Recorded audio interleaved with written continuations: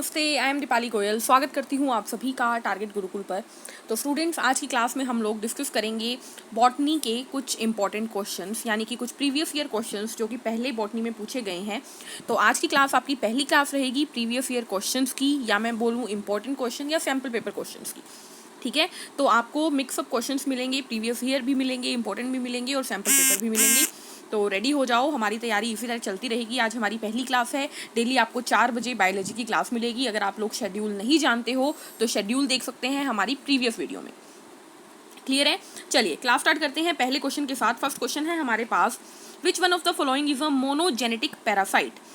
निम्न में से कौन एक मोनोजेनेटिक परजीवी है? मोनोजेनेटिक का मतलब होता है जिसे जीने के लिए एक होस्ट चाहिए हो, यानी वो एक ही ऑर्गेनिज्म की बॉडी के ऊपर रहती है। ठीक है, कुछ ऐसे होते हैं जो कि 2 ऑर्गेनिज्म पे जाते हैं, यानी कि वो अपनी सेक्सुअल साइकिल किसी एक ऑर्गेनिज्म पे करते हैं और वो रहते किसी एक ऑर्गेनिज्म पे है। तो ऐसा क्या होता है, ऐसो को बोलते हैं डाइजेनेटिक। ठीक है, यानी कि द्विजेनेटिक परजीवी।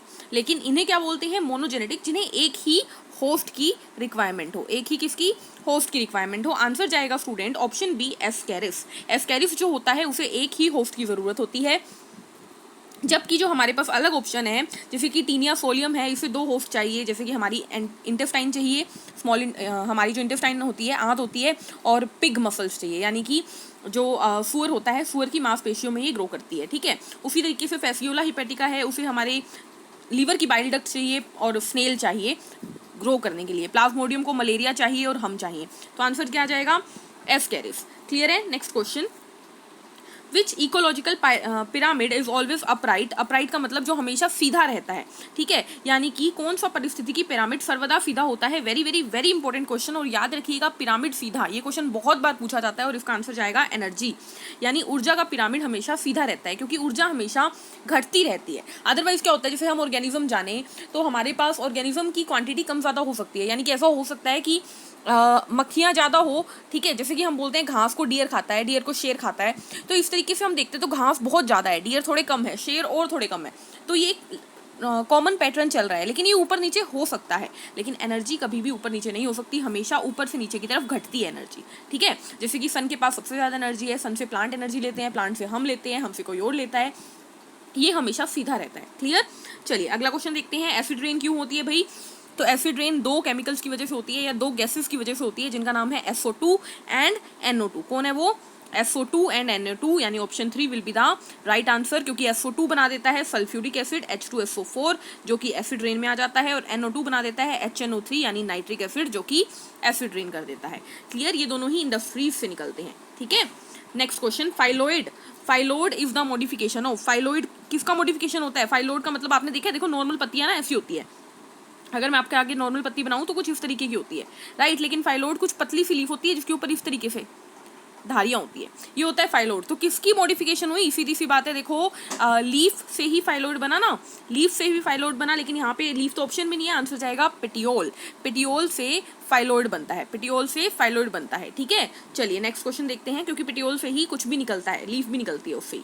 नेक्स्ट क्वेश्चन, हेड और capitulum in fluorescence is found in. सीधे याद करना है, ये जो कैपिटुलम इन फ्लोरोसेंस होती है वो हमारे किस में मिलती है? सनफ्लावर में मिलती है। बीच में छोटे छोटे छोटे छोटे छोटे छोटे छोटे छोटे पोलन ग्रेन्स बहुत सारे, और साइड में पत्तियां इस तरीके के। तो ये हमें सनफ्लावर में मिलती है। किसमें मिलती है? सनफ्लावर में मिलती है। ठीक है, यानी कि सूर्यमुखी में। An organism used as bio fertiliser, यानी कि सोयाबीन की फसल के लिए जैविक उर्वरक के रूप में कौन सा जीव प्रयोग किया जाता है? तो सोयाबीन की फसल के लिए स्टूडेंट कौन सा जीव प्रयोग किया जाता है? देखो सोयाबीन की फसल को बहुत ज्यादा नाइट्रोजन चाहिए होती है, और नाइट्रोजन फिक्स कौन करता है? नाइट्रोजन फिक्स करता है राइजोबियम। कौन करता है? राइजोबियम। इसके अलावा जो आपको नोस्टोक दिख रहा है, अजोटोबैक्टर दिख रहा है, एजोस्पाइरलम दिख रहा है, ये तीनों के तीनों होते हैं चाय, कॉफी, चावल के लिए। लेकिन सोयाबीन के लिए क्या होती है? राइजोबियम। ठीक है, मेथी के लिए, मूंग के लिए, मूंगफली के लिए क्या होती है? राइजोबियम। क्लियर? चलिए next question, question number 57, which one of the following is not a micronutrient? निम्न में से कौन एक सूक्ष्म पोषक नहीं है, यानी कि एक ऐसी चीज जो कि हमें कम क्वांटिटी में नहीं चाहिए होता। तो मैग्नीशियम हमें ज्यादा क्वांटिटी में चाहिए होता है, ये एक माइक्रोन्यूट्रिएंट नहीं है। ठीक है, मैक्रो और माइक्रोन्यूट्रिएंट की एक अलग से आपको वीडियो प्रोवाइड की जाएगी, ताकि आपको याद हो जाए कि कौन कौन से हैं हमारे मैक्रोन्यूट्रिएंट, कौन कौन से हैं हमारे माइक्रोन्यूट्रिएंट। अगर जरूरत हो तो आप लोग कमेंट करके बताएं। ठीक है, question number 58, nepenthes sorry, which one of the following insectivorous plant is known as sundew plant. ठीक है, निम्न में से किस कीट भक्षी पौधे को सन ड्यू पौधा या दलदली पौधे के नाम से भी जाना जाता है? सबसे पहले तो कीट भक्षी पौधे कौन होते हैं? वह पौधे जो कि कीटों को खाते हैं, यानी इंसेक्ट को खाते हैं, अपने अंदर इंसेक्ट, जैसे उनके अंदर इंसेक्ट जाता है ना, वो उन्हें खा जाते हैं। तो वो जो कि सन ड्यू कहलाता है वो कौन है? नेपेंथिस है। नेपेंथिस जो होता है उसे सन ड्यू प्लांट कहते हैं। जबकि आपको जो ऑप्शन दिख रहा है यूट्रिकुलेरिया, यूट्रिकुलेरिया को कहते हैं ब्लैडर वॉर्ट। क्या कहते हैं? ब्लैडर वॉर्ट, क्योंकि ये ब्लैडर की तरह दिखता है। ठीक है, और आपको जो ऑप्शन दिख रहा है डायोनिया, डायोनिया होती है हमारी वीनस फ्लावर बास्केट। क्या होती है? Venus flower basket. ठीक है, नेपेंथिस को ही मंकी कप या पिक्चर प्लांट भी कहते हैं। पिक्चर प्लांट या मंकी कप, कुछ इस तरीके का जो होता है। ठीक है, चलिए अगला क्वेश्चन देखते हैं। क्वेश्चन नंबर 59 हमारे पास क्या है? Which group of 3 micronutrients is required for both photosynthesis and mitochondrial electron transport chain? यानी कि जो ETS चलती है पौधे के अंदर, इलेक्ट्रॉन ट्रांसपोर्ट होते हैं एनर्जी बनाने के लिए और साथ साथ खाना बनाने के लिए जो प्रकाश संश्लेषण होता है, उनमें कौन से 3 सूक्ष्म पोषक चाहिए होते हैं?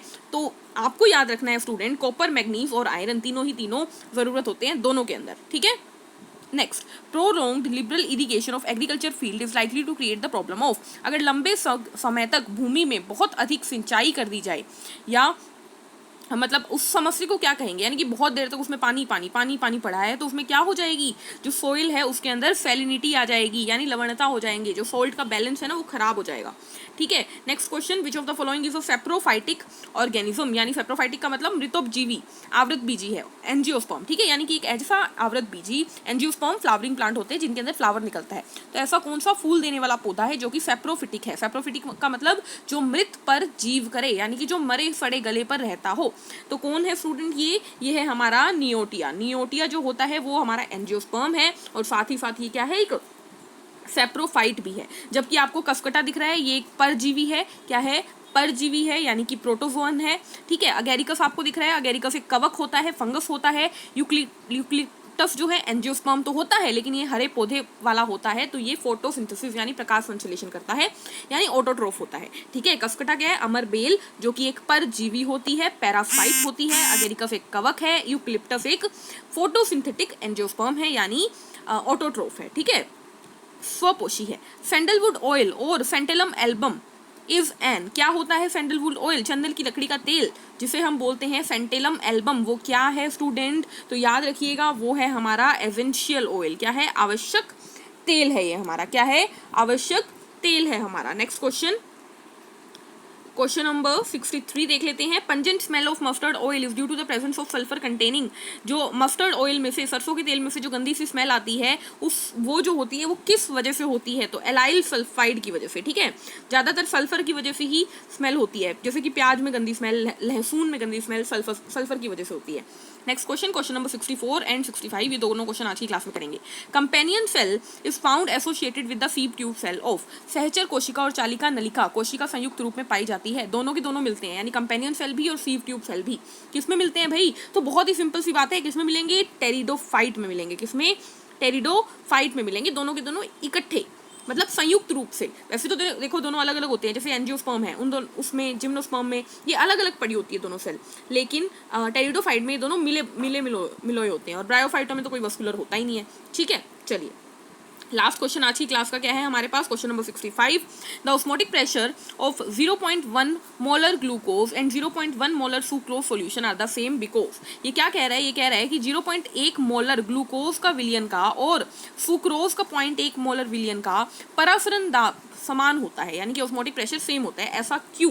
तो आंसर जाएगा students, both are present in the same concentration. जब दोनों ही 0.1 मोलर है, और ग्लूकोज भी क्या होता है? C6H12O6, और सुक्रोज भी क्या होता है? C6H12O6। देखो सुक्रोज जो होता है वो ग्लूकोज प्लस फ्रक्टोज होता है, और ग्लूकोज का फॉर्मूला भी यही है और फ्रक्टोज का फॉर्मूला भी यही है, तो सुक्रोज का भी यही होगा। और दोनों ही 0.1 मोलर है, तो भाई दोनों 0.1 मोलर है, दोनों की कंसंट्रेशन सेम है, तो दोनों का ऑस्मोटिक प्रेशर भी तो सेम होगा। ठीक है, तो इसी के साथ आज की क्लास को हम यही खत्म करेंगे। मिलेंगे नेक्स्ट सेशन में कुछ नए और इंपॉर्टेंट क्वेश्चन के साथ।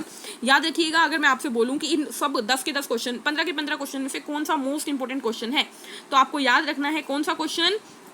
आ जाइए। एक तो आप लोग याद रखेंगे, देखो ये माइक्रो और मैक्रो न्यूट्रिएंट की तो मैं क्लास दे दूंगी अगर आप लोगों को जरूरत होगी, अगर आप लोगों को कहेंगे मुझे तो। ये बायो फर्टिलाइजर वाला क्वेश्चन याद रखिएगा कि राइजोबियम किसके लिए होता है, राइजोबियम मूंग के लिए, मेथी के लिए, ग्राउंडनट के लिए, सोयाबीन के लिए होता है, जबकि बाकी बचे एजोटोबैक्टर, एजोस्पाइरलम और नोस्टो किसके लिए होता है, चावल के लिए, चाय के लिए, कॉफी के लिए, ठीक है। उसके बाद सबसे इंपॉर्टेंट क्वेश्चन है एसिड रेन वाला और ये पिरामिड वाला। तो question number 52 and 53 most important question है, दोनों के दोनों क्वेश्चन नहीं भूलने हैं आज के सेशन से। मिलते हैं नेक्स्ट सेशन में, तब तक के लिए पढ़ते रहिए, मुस्कुराते रहिए, खुद का ध्यान रखिए और इस सेशन के पीडीएफ के लिए व्हाट्सएप ग्रुप पर मैसेज कीजिए। Take care, thank you, bye bye.